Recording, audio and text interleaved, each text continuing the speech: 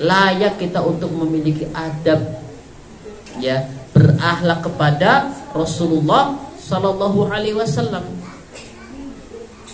Makanya ketika ada seorang bertanya kepada Rasulullah Sallallahu Alaihi Wasallam tentang beratnya ujian dan bertanya, sampai kapan kita harus bersabar? Kata Rasulullah, hatta talqauni ilal khud, sampai engkau bertemu denganku di telaga Khud.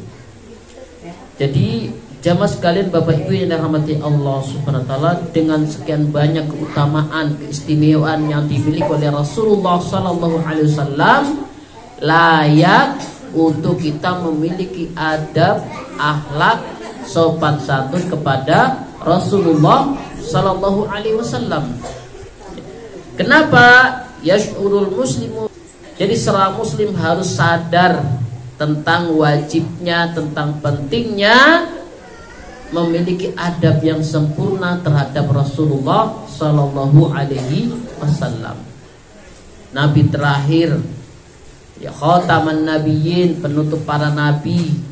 Dan kita sudah bahas kemarin di bab rukun iman kepada Rasul. Salah satunya iman kepada Nabi Muhammad Sallallahu Alaihi Wasallam, karena ada yang namanya ingkarus sunnah.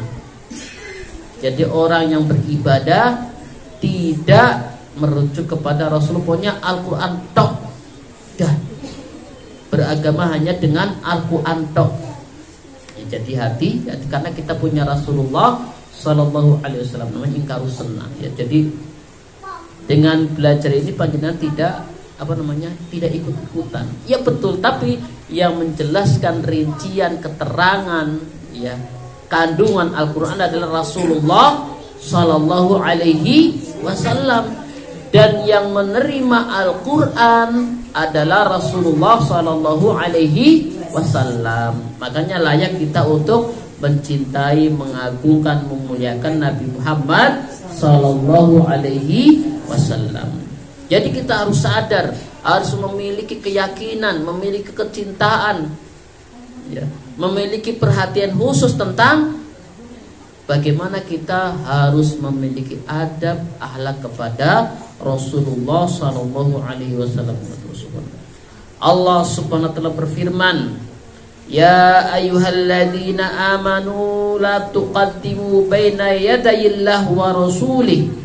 Orang-orang beriman, janganlah kamu mendahului Allah dan Rasulnya, dan bertakwalah kepada Allah, sungguh Allah maha mendengar lagi maha mengetahui. Jadi kata ulama tafsir, ya, Allah memerintahkan orang-orang yang beriman untuk beribadah kepada Allah Subhanahu wa taala, mengimani Rasulullah Sallallahu Alaihi Wasallam, dan menjalankan semua perintahnya. Jadi itu poin penting dari kita beradab, berakhlak, memiliki sopan santun kepada Rasulullah adalah menjalankan perintahnya dan menjauhi larangannya. Itu poin penting, jemaah sekalian. Jadi poin penting dari kita beradab, sopan santun kepada Rasulullah adalah senantiasa menjalankan perintah Rasulullah dan menjauhi apa yang dilarangnya. Ya, beradab, sopan santun sebagaimana kita dalam kehidupan sehari-hari. Anak muda tidak boleh suaranya lebih tinggi daripada orang tua. Ya. Sebagaimana kita umat Nabi Muhammad juga tidak boleh la tarfa'u aswatakum fauqa sautin nabi, janganlah kalian tinggikan suaranya di hadapan Nabi Muhammad Sallallahu Alaihi Wasallam. Jadi Bapak Ibu jamaah sekalian rahmati Allah Subhanahu wa taala, itu yang pertama, bahwa kita diwajibkan oleh Allah Subhanahu wa taala, annallaha qad aujaba lahul adab. Kita diwajibkan oleh Allah untuk beradab, sopan santun kepada Rasulullah Sallallahu Alaihi Wasallam. Bagaimana? Menjalankan perintahnya, menjauhi larangannya. Itu yang pertama. Yang kedua, kenapa kita harus, ya, memiliki adab sopan santun kepada Rasulullah Sallallahu Alaihi Wasallam? Annallaha qad farada 'alal mu'minina. Jadi bahwasannya Allah Subhanahu wa taala memerintahkan orang-orang beriman untuk mentaatinya. Ya ayyuhalladzina amanu atiullaha wa atiur rasul. Orang-orang yang beriman, taatlah kepada Allah, taatlah kepada Rasulullah.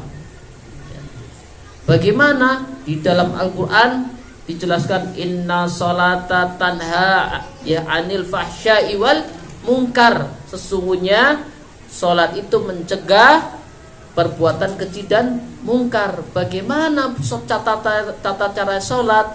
Itu dijelaskan oleh Rasulullah sallallahu alaihi wasallam, dan kita nanti akan sampai di bab fikih ibadah. Jadi Allah Ta'ala qad farada 'alal mu'minina ta'ati. Jadi bahwasannya Allah Subhanahu wa taala mewajibkan kepada orang-orang beriman untuk mentaatinya dan mewajibkan untuk mencintainya. Bagaimana cara kita mencintai Rasulullah? Banyak-banyak bersolawat. Ya. Dan dikatakan dalam sebuah riwayat, orang yang pelit adalah orang yang tidak mau bersolawat atas Nabi Muhammad sallallahu alaihi wasallam. Kemudian juga ketika disebut Nabi Muhammad sallallahu alaihi wasallam, dia mengucapkan Allahumma sholli alaihi. Jamaah sekalian rahmati Allah Subhanahu wa taala, ya ayyuhalladzina amanu atiullaha wa atiur rasul. Hai orang-orang beriman, taatlah Allah dan taatlah kepada Rasulullah sallallahu alaihi wasallam. Kemudian di dalam ayat lain, qul in kuntum tuhibbunallaha fattabi'uni yuhibbukumullah wa yaghfir lakum dzunubakum. Katakanlah, ya, jika kalian mencintai Allah, fattabi'uni, ikutilah aku, yakni ikuti Rasulullah sallallahu alaihi wasallam.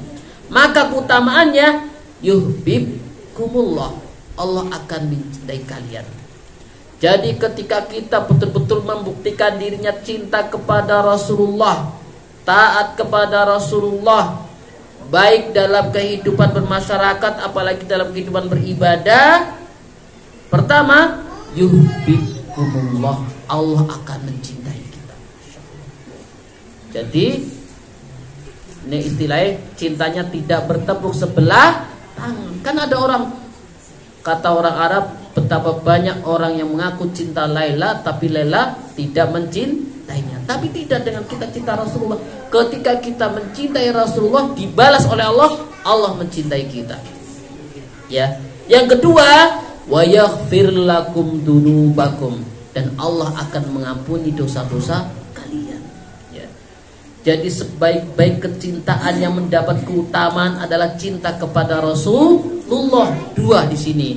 Pertama, Allah akan mencintai kita. Yang kedua, Allah akan mengampuni dosa-dosa kita. Ya. Cintanya membawa seseorang kepada surga. Makanya kata Rasulullah sallallahu alaihi wasallam, almar'u ma'aman ahbabta. Seseorang di akhirat bersama yang engkau cintai. Ya. Repot nih cintanya artis Korea nanti di akhirat. Repot kalau cintanya dengan idolanya, bahaya. Tapi kalau kita mengidolakan Rasulullah, ya cinta dengan apa yang dicintai Rasulullah, kita masuk surga. Ya. Kan bahaya kalau kita mengidolakan cintanya kebablasan dengan artis-artis orang barat, naudzubillah. Kita mengikuti gaya pakaiannya, bahkan cara makan yang ikut dan sebagainya, itu bahaya. Ya. Maka sebaik-baik cinta seorang yang bisa menjadikan menuju surga adalah cinta Rasulullah. Banyak-banyak bersolawat. Kemudian jamaah sekalian rahmati Allah Subhanahu wa taala, ketiga, kenapa kita harus memiliki adab kepada Rasulullah? Yang berikutnya adalah bahwa Allah Subhanahu wa taala telah menjadikan Rasulullah sebagai hakim, sebagai imam yang memutuskan segala perkara. Makanya apa yang datang kepada Rasulullah maka kita ikuti. Dalam firman-Nya, wa anihkum bainahum bima anzalallahu wa la tattabi ahwaahum.